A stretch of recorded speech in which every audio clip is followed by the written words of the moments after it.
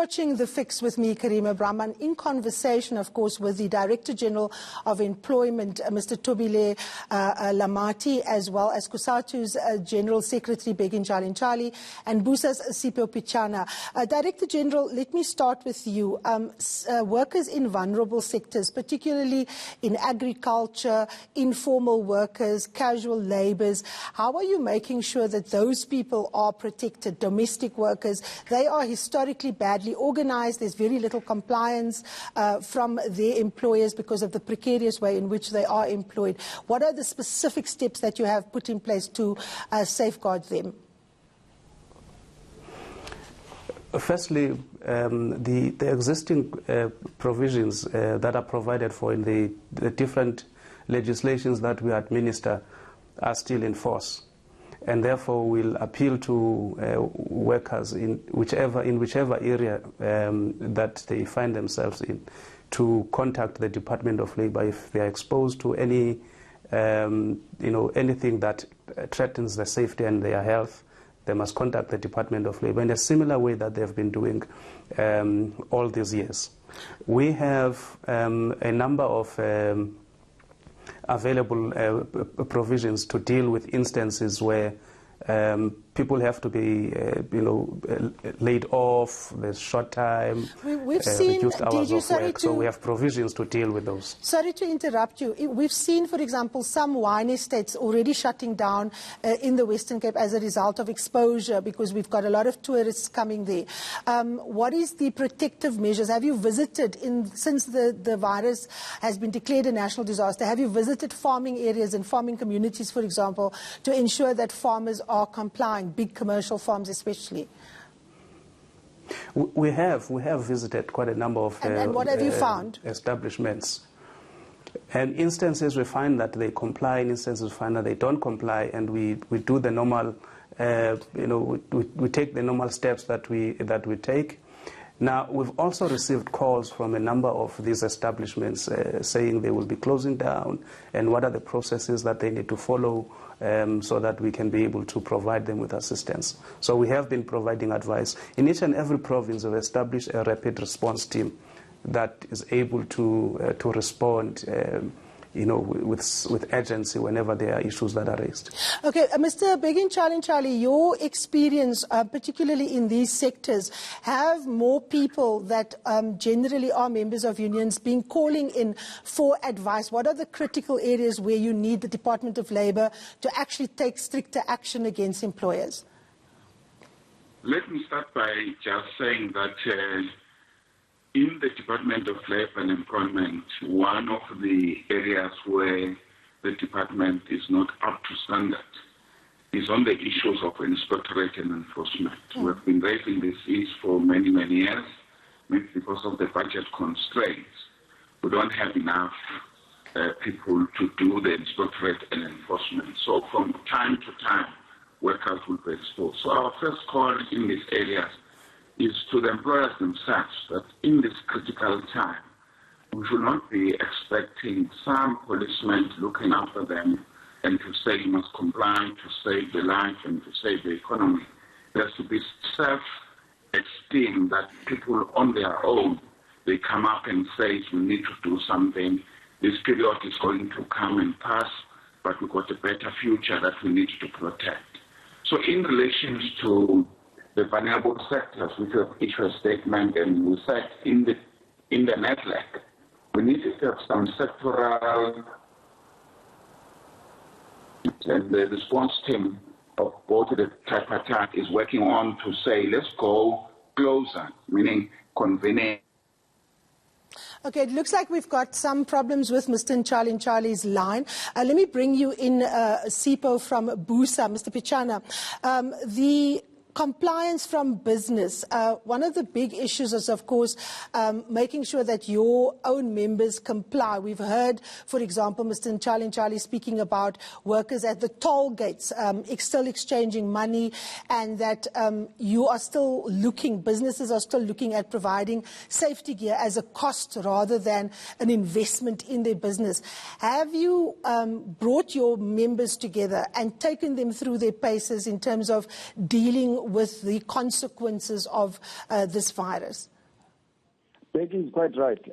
The moment requires that employers are in the driving seat in pushing the agenda for compliance with the regulations and making sure that we go the extra mile. That's why we are focused, because the state has very little capacity to enforce.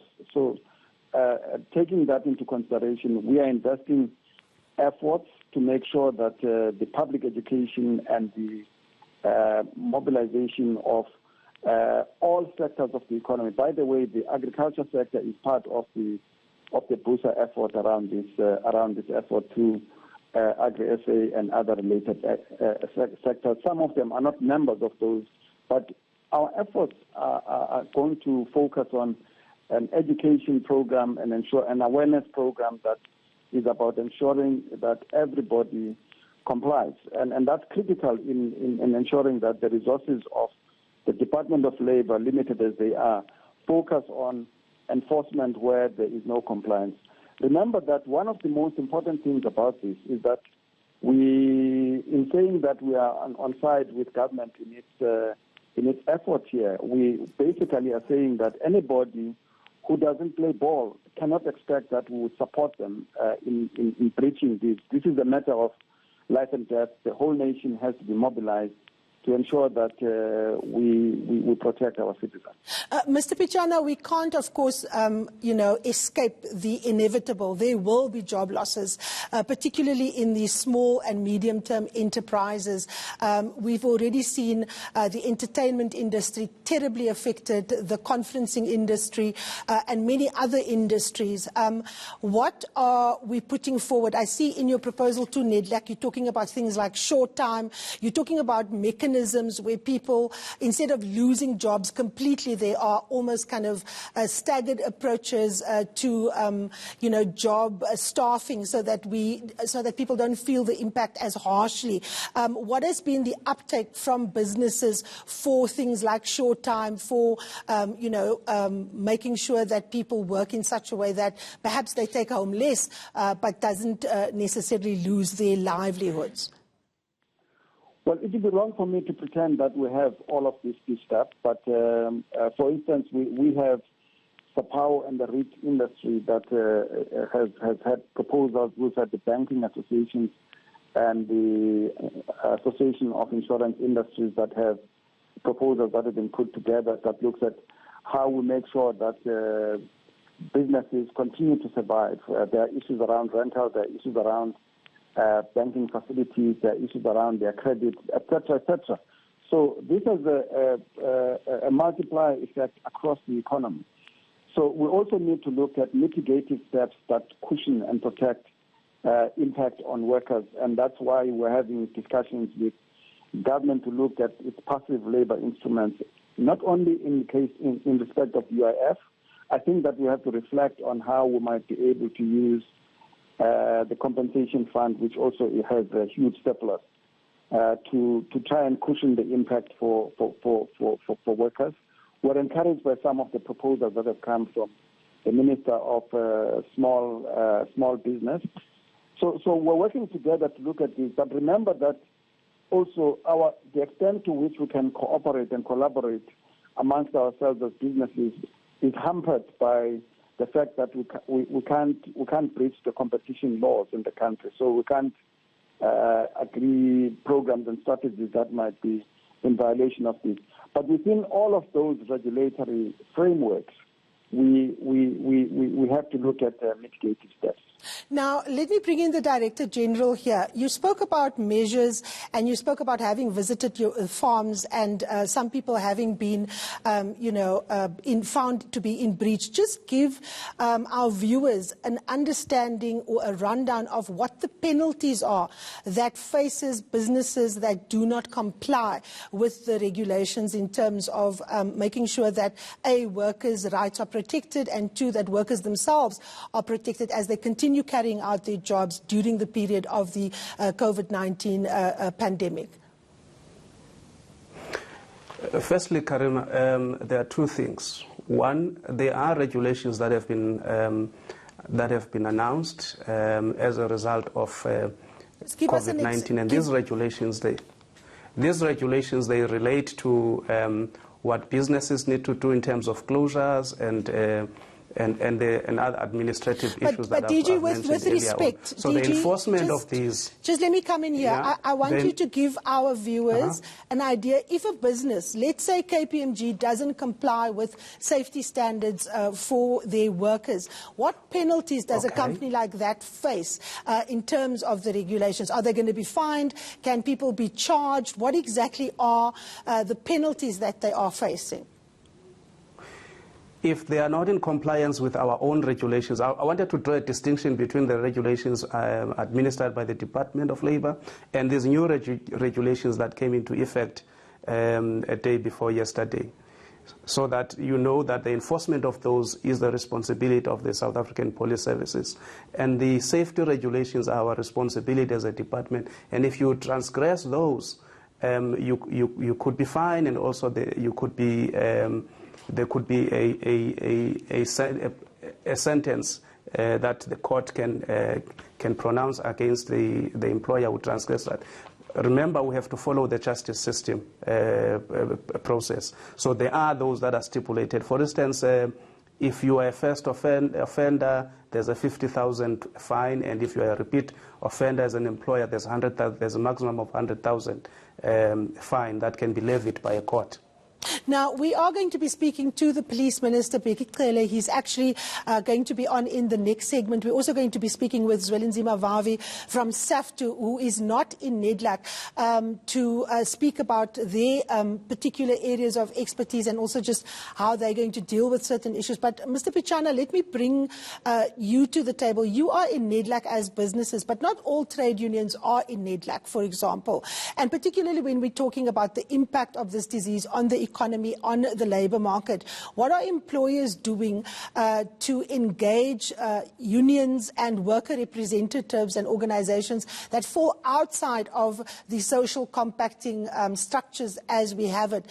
For example, all the unions that belong to COSATU that do not sit in NEDLAC.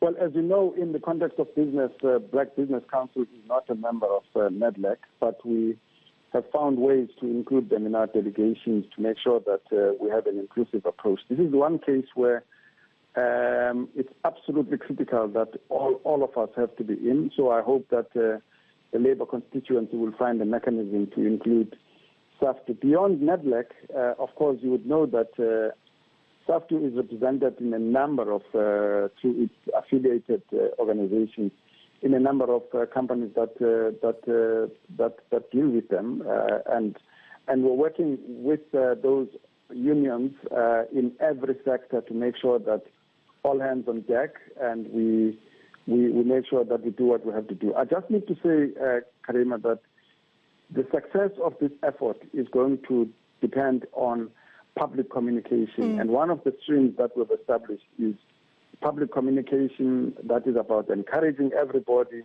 to comply with the law. As business, to support the laws that have been passed by government, the regulations, the declaration of the state of disaster and all the related things, and that nobody should feel that they have to be cajoled to do what they have to do. All in business must please make sure that we comply with the regulations that are out there. All of us in the leadership of business are working hard to make sure that everybody understands that message. There is no time to cut corners. This is no time to take risks. We must protect the most vulnerable, the workers. We must protect everybody in society. Now, Mr. Pityana, after this conversation, you are waiting for a very important conversation with the President, Cyril Ramaphosa. Business is also meeting him at 10 o'clock this morning, particularly on the banking sector. Are you engaging with him on the potential of, for example, capping, the payment of bonds so that there can be relief for people who have to pay exorbitant rents, for example, for businesses such as restaurants and others, so that there can be relief right down. We haven't heard the Banking Council come out speaking for the banks on that measure, for example. In your meeting this morning with the President, is that one of the things that you potentially will be raising with him? Well, yes, the meeting with the is a very important meeting between business and government. And we are going to be looking at all of those things. But remember that there are ideas that everybody has been canvassing. But as I indicated earlier on, that the financial sector is a highly regulated sector. So there are issues around making sure that there is no, you don't breach the rules around reckless lending, you don't breach the rules around reckless trading, and this applies across the economy. So as we look at the various measures that have to be taken, we have to make sure that we're within the law, we don't trip ourselves over, and the sustainability of the financial sector is also intact. The same applies with the property sector, which everybody has been raising issues about holiday in respect of rentals and so on. These issues are being canvassed in those sectors across the board. But all of these have to be done within the framework of the law, and that's why the conversation between business and government is going to be absolutely critical. But there's also issues about tax holidays and other things. It's a package of things that we are discussing. We have been canvassing them along the way with government. So all the sectors are actually having proposals that they are looking at to make sure that not only are we successful in our health interventions, but after all of this, that we have a sustainable businesses to ensure that our economy doesn't collapse. All right, let me bring in here the South African Federation of Trade Unions General Secretary, Ntshalintshali Vavi. We are also coming to terms, Mr. Vavi, with broadcasting in the time of Corona. We can't do two Skype interviews at the same time, so thank you for joining us now. You are not in the formal negotiating structures of NEDLAC, but you represent a sizable sector of the organised labour. How are you interfacing with government and with business on measures that relates to this disease and its impact on the economy and also the labour market in general? True, Karima, that we're part of the excluded. We are not allowed into NEDLAC despite the fact that we represent the second biggest federation in the country. But the government did interact with us. They did hold a meeting with SAFTU leadership a day after they've had a discussion with business, labor, as well as the communities that are within the NEDLAC. So that interaction have given us a great advantage in terms of knowing what is government. Of course, we do support the statements that were made by the president when he addressed the nation on the 15th of March. We think that that's the right way to go, but we are extremely disappointed by the cabinet and by NEDLAC decision in terms of how they seek to respond to the crisis at the economic level. And we're extremely disappointed that the Reserve Bank only saw it fit to only reduce the interest rates by a mere 100 basis point, which will make no difference whatsoever in terms of ensuring that the impact of the coronavirus does not have a devastating impact on the economy as a whole. But we hope that there will be continuous discussion, and we'll call, for example, that the interest rates be cut by 5% in response to what we can only call a major catastrophe waiting for South Africa's economy, an economy that was already on recession, but an economy that will be put straight into a deep. All right, we're gonna take a short break because we've got some technical issues. We will be joined by Ntshalintshali Vavi after the break, but we will also have the pleasure of engaging with the Police Minister, Bheki, on all those measures that government has announced last week, and most importantly, how the police is going to ensure that people comply with those restrictions that have been placed as a result of the President declaring the coronavirus outbreak in South Africa a national disaster. Don't go anywhere.